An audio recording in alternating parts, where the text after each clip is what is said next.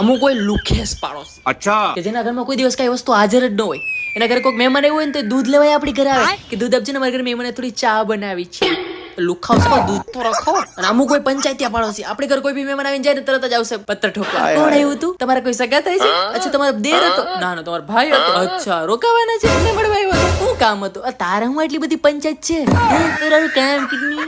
અને અમુક પાડોશી હોય ઉમરા વાળા, મતલબ એ ઉમરાની અંદર જ ના આવે. અરે ઊભું સાંભળો રે મારે વાલ, મતલબ એ ઉમરાની અંદર આવવાની કે ના ના મારે 70 કામ હોય, હું નવરી થોડી હોય. ને ઉમરામાં ઊભી ઊભી 1 કલાક ગપ્પા મારશે, અંદર આવીને નહીં બેહે. 1 કલાક દરવાજા ઉપર દરબાર ગોઠવીને પછી એમ કે મારે 70 કામ હોય. અને પછી લાસ્ટ માય ગયું આપણે, હું હાલો મારે ઘણું કામ છે, હું જાઉં. તો જાને અત્યારે કલાક સુધી હું તું પત્તા ઠોકતી હતી. અને અમુક પાડોશી હોય જેને છોકરા હાલી પેદા કરી દીધા હોય, મોટા આપણે કરવાના. મતલબ એ ગમે ને આજે શોપિંગ કરવા જાય છે, તમે જરાક સાચવજો ને, અમે મૂવી જોઈ છીએ, તમે જરાક સાચવજો ને, અમે બહાર જમવા જઈએ, તમે જરાક સાચવજો ને.